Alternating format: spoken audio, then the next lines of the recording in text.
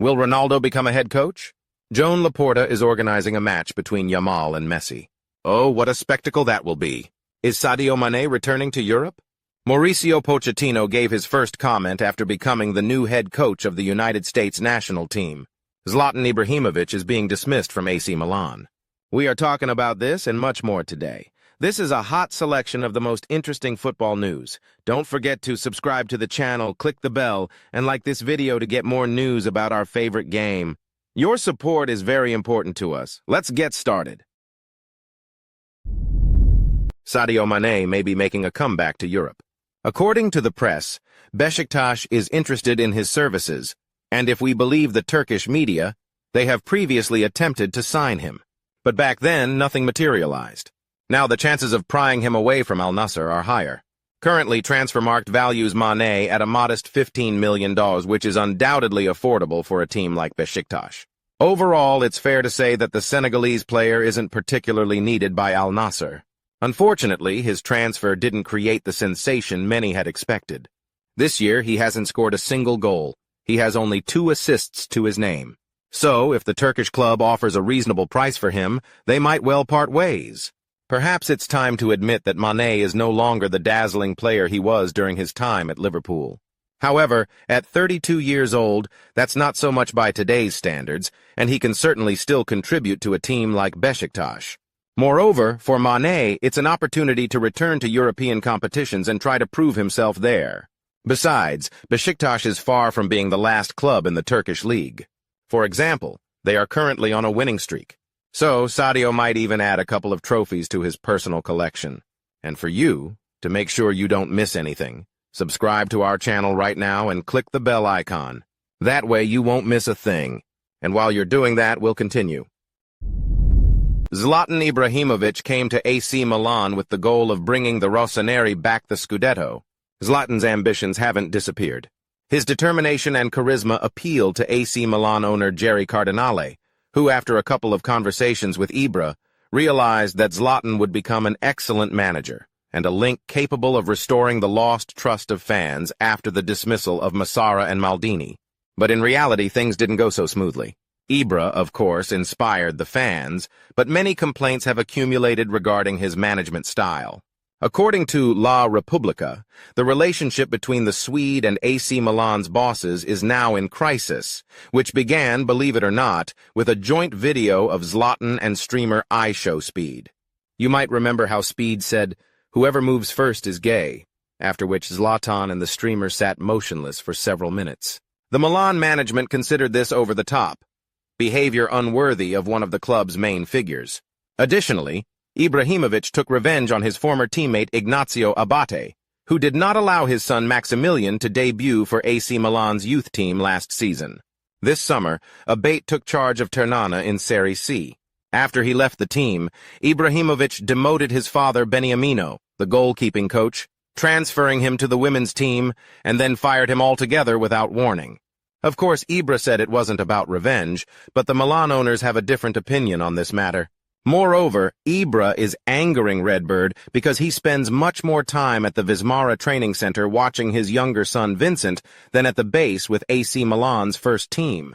Now everything is pointing to Zlatan being fired after a couple of months of work with the team.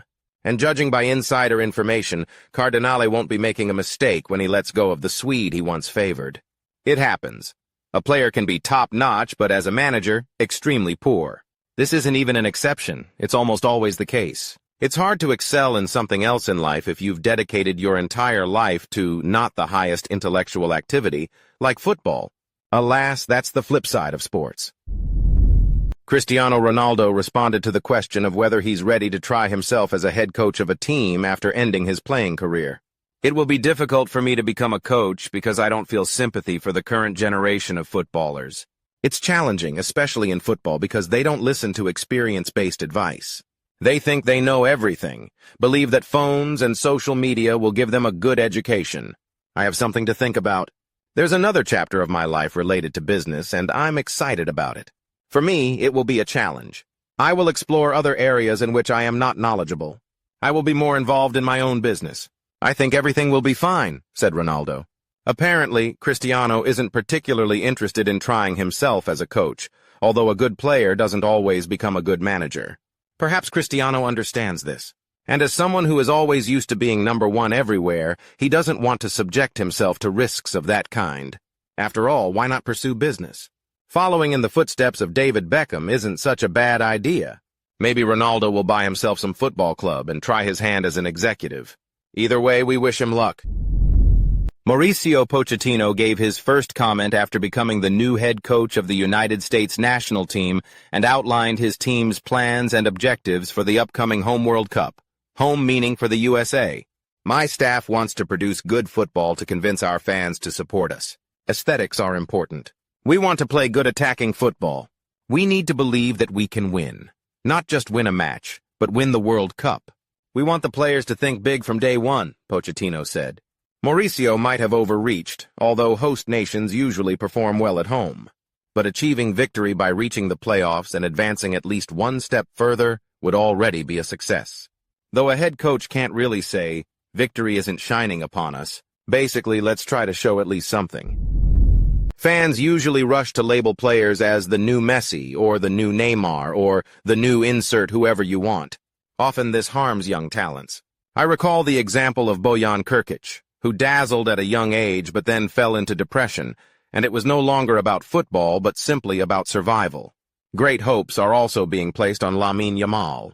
The label of the new Messi is already there. To rack up 4,000 minutes at the senior level by the age of 17, score 10 goals, provide 17 assists, and secure a place in the starting lineup of Barca and the Spanish national team. How is that even possible? At 16 years old, not even Pelé scored at a major national team tournament. Yamal reminds us not only of Messi but also of Ronaldinho. The first word that comes to mind to describe Lamine's game is magic. The winger brilliantly reads situations on the field, and it seems he does it intuitively. The same can be said about his dribbling. It's talent that, of course, is also polished by training and hard work. Lamine doesn't shy away from the dirty work at all. He toils at the back, tracks back even in the final minutes of matches. Sometimes he tactically fouls wisely. The only concern is the ruthless use of Yamal by both the national team and the club. At this rate, they might bring the guy to the state of Ansu Fati, and he'll end up in the infirmary after every other match. Knock on wood, I hope it doesn't happen. Lamine was a standout in the academy as well, shining among the rest, just like Messi. The Barca management also feels this connection between Yamal and Messi, and Laporta intends to use it to his advantage. According to journalist Germán Carrera, Barcelona dreams of arranging a meeting between Messi and Yamal at Camp Nou. The club plans to organize a match within the framework of the Finalissima in March 2026. I suppose that by that time the reconstruction work on the stadium will be completed. But if it doesn't work out, Barca will surely go further and try to organize a friendly match with Inter Miami. Messi with Suarez against Barca with Yamal and Lewandowski. What could be more epic? Barcelona's sporting director, Deco, explained why the transfer of Nico Williams actually fell through. The coach was the first to say that if we cannot secure quality transfers, then we need to continue playing with those we have. We considered these words and did not make hasty decisions.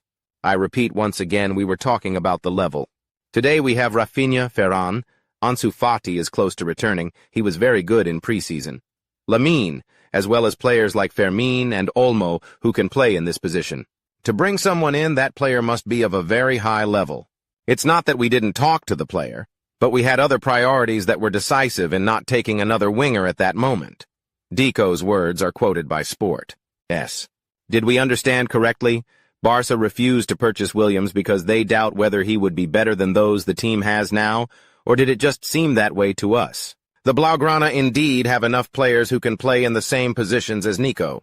But still, his level, in our opinion, is higher.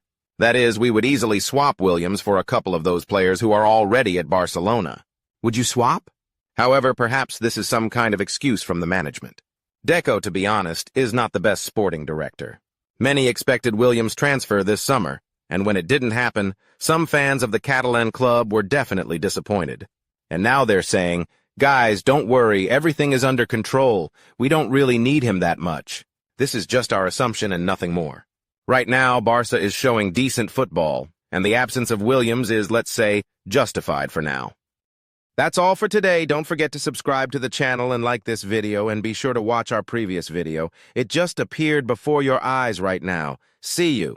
Good luck to everyone. Goodbye.